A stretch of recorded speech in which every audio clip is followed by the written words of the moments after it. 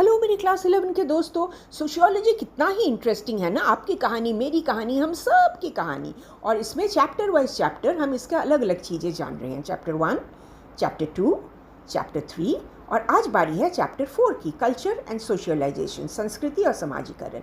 तो part 1 video जो आज हम देख रहे हैं, इसमें हम जानेंगे संस्कृति आखिर है क्या। चलो देखते हैं। सपोज़ आप और मैं मिलते हैं तो हम क्या करते हैं? नमस्कार, नमस्ते। और दो जापानीज़ मिलते हैं तो वो क्या करते हैं? और दो अमेरिकन को देखो और ये देखो, दो एस्किमो मिल रहे हैं, नाक से नाक रगड़कर वो हेलो बोल रहे हैं। तो ये जो अलग अलग तरीके हैं अभिवादन के, हम कहते हैं ना, इनके हम सबके अलग अलग कल्चर है, इसलिए अलग अलग तरीके हैं। आप अपने देश के अंदर ही देख लो, नॉर्थ इंडिया और साउथ इंडिया का फूड देख लो, उनके कपड़े देख लो। हम कहते हैं नॉर्थ इंडिया और साउथ इंडिया का कल्चर अलग है। तो आखिर ये कल्चर या संस्कृति ये है क्या चीज़? तो इसका फॉर्मल डेफिनेशन देख लो।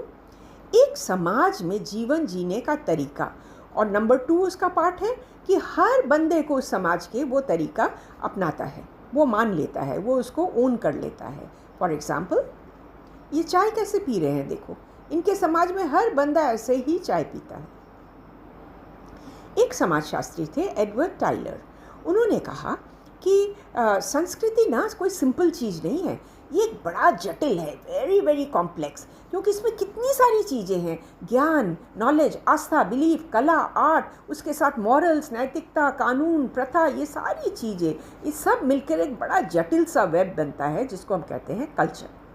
और जो फंक्शनलिज्म स्कूल के फाउंडर थे, प्रकार्यात्मक स्कूल के संस्थापक मैलिनोव्स्की, उनका कहना था कि संस्कृति में वो चीज़ें हैं जो हमें विरासत में मिलती है, इनहेरिट करते हैं हम। इसमें 2 टाइप ऑफ चीज़ें होती हैं। एक तो होती है भौतिक या टेंजिबल, फॉर एग्जांपल स्टैचूज़, ऐसे कुछ आर्टिफैक्ट्स या कुछ गुड्स। ये चीज़ें हमें पीढ़ी दर पीढ़ी उतरती आ रही हैं, हमें मिलती आ रही हैं, उससे हम कहते हैं उस वक्त की संस्कृति ऐसे थी।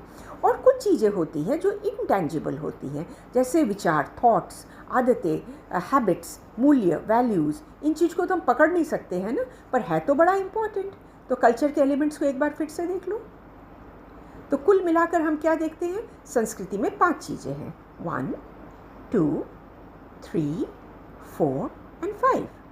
In summary, culture has 1, 2, 3, 4 and 5. और 6 नंबर पे ये एक पीढ़ी से, एक जनरेशन से दूसरे जनरेशन में हस्तांतरित या ट्रांसफर होती है। अब हम आगे बढ़ते हैं और हम देखेंगे डायमेंशंस ऑफ कल्चर। कल्चर का डेफिनेशन तो क्लियर हो गया ना, तो अब उसके पार्ट्स भी देख लो, डायमेंशंस भी देख लो। इसके 3 डायमेंशन होते हैं।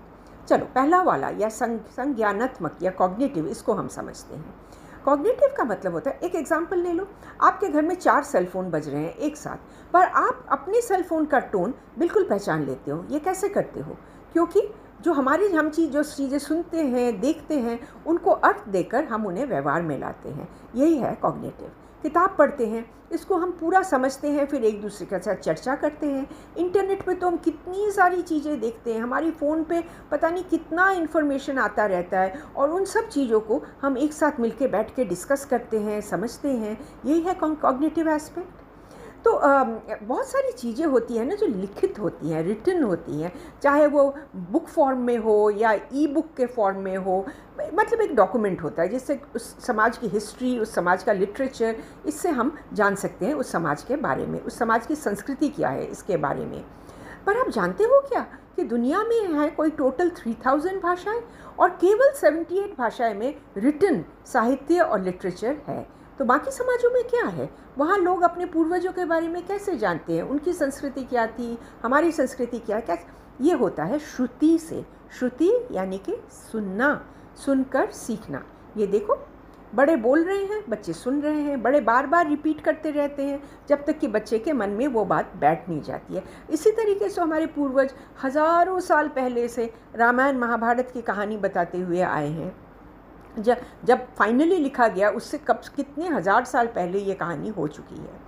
और अगर कोई कला सीखना है, उसको हम कैसे सीखते हैं? एक पीढ़ी दूसरे पीढ़ी की से कर के सीखती है।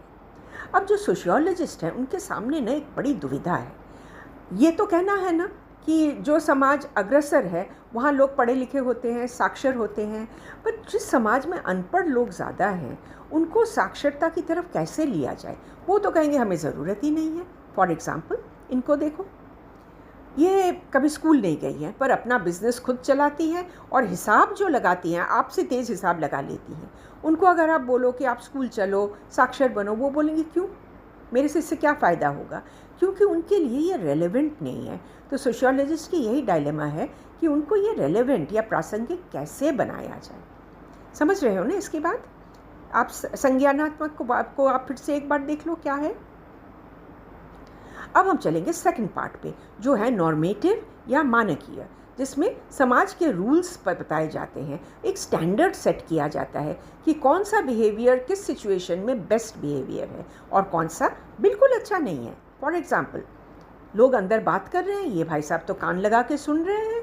कुछ लोग बोलेंगे बहुत बुरी बात है दूसरों की बात छुप छुप के सुनना, और कुछ लोग बोलेंगे नहीं, अगर वो तुम्हारे बारे में बात करना है तो तुम्हारी जानकारी लेना ज़रूरी है ना। तो ये इसीलिए ना, ये जो सामाजिक मानदंड है, ये जो सोशल नॉर्म्स है, ये ना हमेशा स्पष्ट नहीं होते, वेरी क्लियर नहीं होते। पर जो लीगल नॉर्म्स है वो एकदम क्लियर हैं। फॉर एग्ज़ाम्पल, अगर प्राइम मिनिस्टर या कोई मिनिस्टर अपनी ऑफिस में बैठ के मीटिंग कर रहे हैं और उसको हम कान लगा के सुन रहे हैं, किसी तरह से हम उस पर सुन, ये तो कानूनी जुर्म है। तो कानून लॉ क्या कहता है कि जो सामाजिक नियम को फॉर्मल सैंक्शन, एक औपचारिक स्वीकृति दिया जाता है, उसी को लॉ बन जाता है। और लॉ एक चीज़ है जिसे हर नागरिक को पालन करना है। Every citizen has to obey. ये पूरे समाज पर लागू होता है, और ना मानो तो क्या होगा, पनिशमेंट, जुर्माना। तो हम क्या देख रहे हैं, एक अनौपचारिक सामाजिक मानक, जो इनफॉर्मल सोशल नॉर्म है, वो कोई लेता है कोई नहीं लेता है।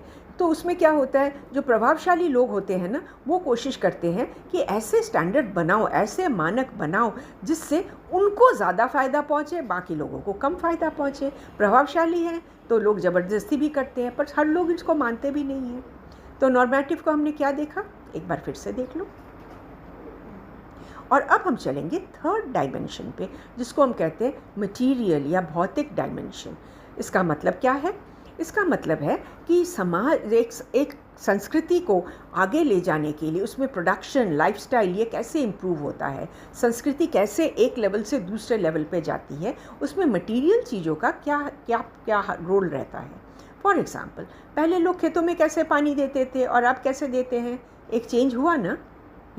और आज आप कितना टाइम इंटरनेट पे बताते हो, ऑनलाइन चैटिंग करते रहते हो, फ़ोन पे या कंप्यूटर पे ऑनलाइन चैटिंग करते हो ना, और आपके पापा मम्मी क्या कहते हैं, बिल्कुल ये सारा सब बिगड़ता जा रहा है, पूरा माहौल बिगड़ता, कल्चर बिगड़ता जा रहा है। वो इसलिए कहते हैं क्योंकि जब टेक्नोलॉजी एकदम तेज़ी से दौड़ती है, भौतिक मटेरियल पार्ट तेज़ी से दौड़ रही है, तो जो अभौतिक पार्ट हैं जैसे संज्ञान या मानक, कॉग्निटिव एंड नॉर्मेटिव, ये थोड़ा पीछे पड़ जाते हैं और वो जनरेशन्स के बीच में एक डिफरेंस आने लगता है। इसलिए जब आप ऐसे करते हो, आपके पापा मम्मी थोड़ा बिगड़ने लगते हैं। तो संस्कृति के 3 एस्पेक्ट्स को एक बार फिर से देख लो। Are you clear? नहीं हो तो एक बार फिर से सारे एग्जाम्पल्स को देख लो। ओके, चलो अब हम देखेंगे थर्ड पार्ट, जो है हमारी पहचान हमारी संस्कृति के साथ कैसी जुड़ी हुई है। How is our identity link to our culture.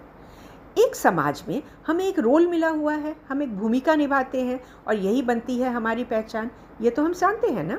और हर व्यक्ति एक ही समय में कई भूमिकाएं अदा करते हैं, ये भी तो आप जानते हो। इनको देखो, ये एक समय स्कूल में टीचर है, दूसरी जगह पे ये टिकटॉक पे वीडियो स्टार है। अरे, और देखोगे आप, जब अलग अलग भूमिका जब निकालते हैं तो वो अलग भाषा बोलते हैं, अलग कपड़े पहनते हैं, अलग तरीके से व्यवहार करते हैं, ताकि उस भूमिका को, उस रोल को बहुत स्ट्रॉन्ग बनाया जाए। और एक और चीज़ आप देखोगे कि हर समाज उपसमाज में ना भाषा को अलग अलग तरीके से, सेम भाषा पर उसको अलग अलग तरीके से प्रयोग करते हैं ताकि उसका अलग मीनिंग निकले। फॉर एग्ज़ाम्पल, आपके स्कूल में टीचर्स हैं, आप टीचर्स के बारे में बातचीत करते हो तो उसके लिए आप अलग भाषा यूज़ करते हो ना, कोई अलग स्लैंग यूज़ करते हो, अलग लैंग्वेज यूज़ करते हो। टीचर को समझ नहीं आएगा आप क्या कह रहे हो, पर आपके ग्रुप को अच्छी तरह से समझ आ जाएगा। क्या आप नहीं करते हो? Are you sure? सोच लो। घर में भी तो होता है, पापा मम्मी को आप नहीं बताना चाहते हो भाई बहन क्या प्लान कर रहे हो, तो आप एक दूसरी एक कोड लैंग्वेज में बात करते हो नहीं करते हो? मैं सही कह रही हूँ ना? तो कल्चर और आइडेंटिटी को आप एक बार फिर से देख लो। इसमें भाषा बहुत इम्पॉर्टेंट रोल प्ले करता है। ओके, अब देखते हैं हम दूसरा पॉइंट, जो एक बड़ा नया पॉइंट आपके लिए है और आपको बड़ा मज़ा आएगा इसको करके, जिससे हम कहते हैं एथनोसेंट्रिज्म, निर्जाति केंद्रवाद। इसका मतलब क्या है? हम जब दूसरे संस्कृति को देखते हैं तो उसे हम अपनी संस्कृति के साथ कंपेयर करने लगते हैं। हमारी संस्कृति में क्या है, उनमें क्या है, और हम हमेशा कहते हैं कि हमारी संस्कृति ही बेटर है, उनकी संस्कृति इतनी अच्छी नहीं है। अब देखो, इनके अलग अलग कपड़े हैं, अगर दोनों कहते हैं मेरी ही बेटर है, आई एम बेटर, अलग अलग भोजन है, मेरा भोजन ही सही भोजन है, आपका भोजन सही नहीं है, तो इसे किसको कहते हैं? एथनोसेंट्रिज्म या निर्जाति केंद्रवाद।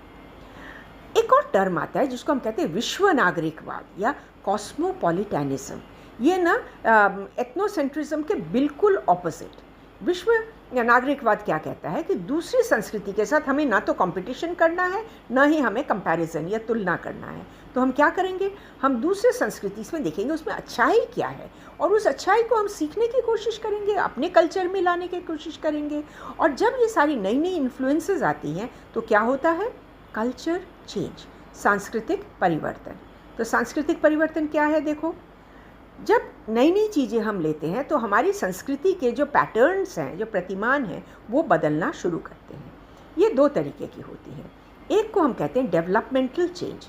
फॉर एग्जांपल, आप देखो, पहले धान ऐसे झाड़ा जाता था ना, जो आप गांव में गए हो, जो आप तो ये तो जानते ही होंगे, पहले गांव में ऐसा होता था। पर फिर किसी ने जाके देखा कि दूसरे समाज में लोग यूज़ कर रहे हैं ट्रैक्टर या थ्रेशिंग मशीन, वहाँ पे फटाफट काम हो रहा है, तो वो थ्रेशिंग मशीन ले आए अपने गांव में, और यहाँ जो काम 1 महीने में होता था वो काम अब 1 हफ्ते में होने लगा। तो देखो, प्रोडक्टिविटी बढ़ गई ना, उत्पादन क्षमता बढ़ गई। एक और एग्जाम्पल देखो आप, पहले होता था कि बच्चों को बच्चियों को घर का कामकाज में लगा दिया जाता था, वो स्कूल में नहीं जाती थी, और आज ऐसे दृश्य तो आपको हर गांव में, हर शहर में देखने को मिलेंगे। तो ये एक डेवलपमेंटल चेंज हुआ ना, प्रगति हुई ना इसकी वजह से। तो दिस इज़ डेवलपमेंटल चेंज। एक और चेंज होता है जिसको हम कहते हैं प्राकृतिक वातावरण की वजह से जो चेंज आता है। चलो ये देखते हैं। एक जगह है जहाँ खूब बारिश होती थी, तो वहाँ लोग धान बोते थे, चावल बोते थे, और भोजन में चावल खाते थे। अब क्लाइमेट चेंज होने लगा, क्लाइमेट चेंज की वजह से वहाँ बिल्कुल बारिश नहीं होती, एकदम सूखा पड़ने लगा, तो वहाँ लोगों ने उगाना शुरू कर दिया मिलेट्स, बाजरा। और जो भोजन करते थे, पहले चावल खाते थे, आज वो खा रहे हैं भोजन बाजरे की रोटी। तो देखो, जो भोजन की जो संस्कृति थी उसमें चेंज आ गई ना। और वो चेंज क्यों आई? क्योंकि पर्यावरण में चेंज आई थी। समझ गए ना आप इसको, कि कोई भी संस्कृति अचल नहीं होती, स्टैटिक नहीं होती, बदलती रहती है। तो बच्चों, आज हमने 5 चीज़ें देखी हैं कल्चर में। देख लो इसको, 1, 2 और 3 और 4 और 5। जब आप एग्ज़ाम में लिखो, पहले वीडियो देख लो, चैप्टर पढ़ो, फिर वीडियो देखो, पूरा क्लियर हो जाएगा। और एग्ज़ाम में लिखते वक्त बिल्कुल एग्जाम्पल दे दे के लिखना। जैसे मैंने आपको सारे एग्जाम्पल्स दिए, इनको याद रखना। इस तरह के और एग्जाम्पल सोचो और उनको लिखो। बिल्कुल क्लास में फर्स्ट आओगे, I promise you that. Thanks for watching. कैसे कोशिश।